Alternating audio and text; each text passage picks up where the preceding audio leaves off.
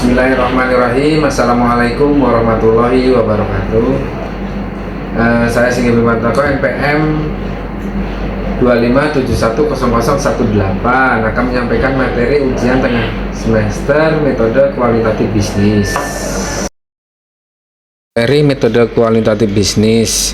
Metode kualitatif bisnis adalah sekumpulan teknik berbasis angka dan yang membantu manajer dalam mengambil keputusan dalam tepat dan tengah ketidakpastian. Tujuan dan fungsi membantu manajer atau mengambil keputusan untuk masalah manajerial, merancang model yang sesuai dengan menafsirkan hasil analis sebagai dasar strategi dalam menghadapi tantangan dunia bisnis yang tidak kepastian.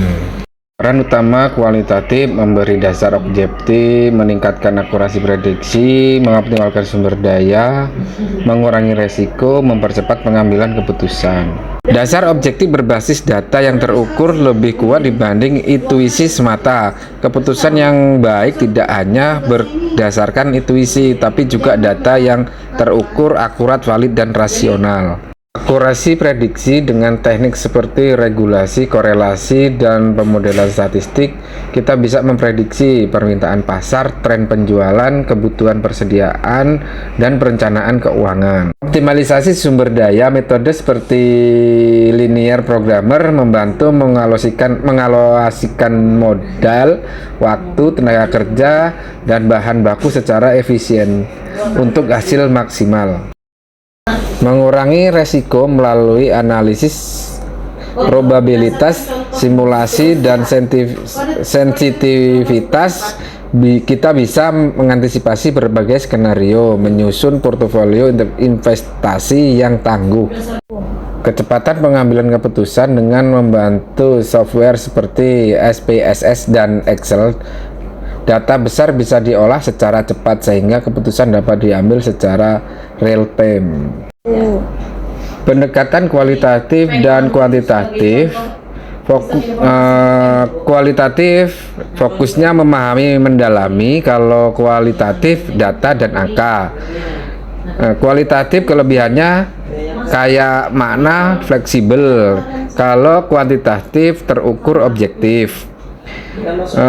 Keterbatasan kualitatif: sulit diukur, rentan bias, kalau kuantitatif bisa mengabaikan aspek manusia. Selanjutnya, kualitatif dan kuantitatif. Contoh inovasi baru, produk baru, kualitatif, wawancara dan FDG untuk prevensi konsumen. Sedangkan kuantitatif, survei besar untuk potensi pasar dan break-even of point. Selanjutnya, aplikasi menyampaikan menentukan harga dengan analisis elastisitas, menyusun portofolio investasi berdasarkan risk reward, dan menjadwalkan produksi dan distribusi dengan model optimasi. Kesimpulan dari metode kualitatif adalah alat penting dalam mengambil keputusan bisnis.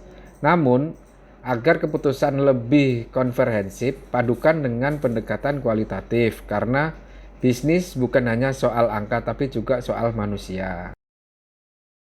Selanjutnya, materi kedua, statistik dan probabilitas dalam bisnis. Pengolahan dan penyajian data. Data adalah fondasi utama dalam mengambil keputusan bisnis modern. Bentuk penyajiannya teks deskriptif, tabel, dan grafis. Ada beberapa bentuk penyajian seperti histogram, diagram dahan-daun, dot plot, outliner, ukuran pemusatan data. Dapat dilihat di PowerPoint di atas ini. Selanjutnya ada beberapa distribusi seperti yaitu distribusi probabilitas, distribusi binomial, dan distribusi normal.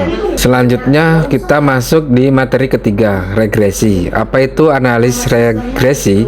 Analis regresi adalah alat statistik yang digunakan untuk melihat dan mengukur beberapa besar pengaruh satu atau lebih dari variabel bebas independen terhadap variabel terikat dependen. Tujuan untuk menjelaskan hubungan, mengukur pengaruh, dan memprediksi nilai di masa depan. Contoh sederhananya saja, apakah gaji mempengaruhi tabungan? Apakah tingkat pendidikan mempengaruhi besarnya upah? Regresi terdiri dari dua macam. Satu, regresi linear sederhana, dua, regresi linear ganda. Regresi linear sederhana hanya melibatkan satu variabel bebas dan satu variabel terikat. Sedangkan regresi linear ganda digunakan jika ada lebih dari satu variabel bebas. Oke, selanjutnya kita melihat langkah-langkah menyusun persamaan regresi. Dapat dilihat di PowerPoint tabel ini. Selanjutnya kita interpretasi hasil regresi. Nilai B menunjukkan arah dan kekuatan pengaruh. Nilai A menunjukkan nilai Y saat X sama dengan 0. Hasil regresi bisa digunakan untuk cross costing atau peramalan.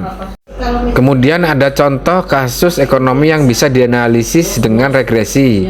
Pendapatan versus ekonomi, pendidikan versus upah, inflasi versus pertumbuhan ekonomi, suku bunga versus investasi, nilai tukar versus ekspor, dan harga versus permintaan.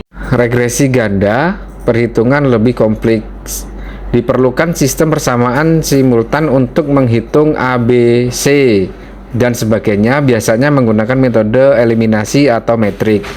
Hasil akhirnya tetap berupaya persamaan regresi yang bisa digunakan untuk prediksi.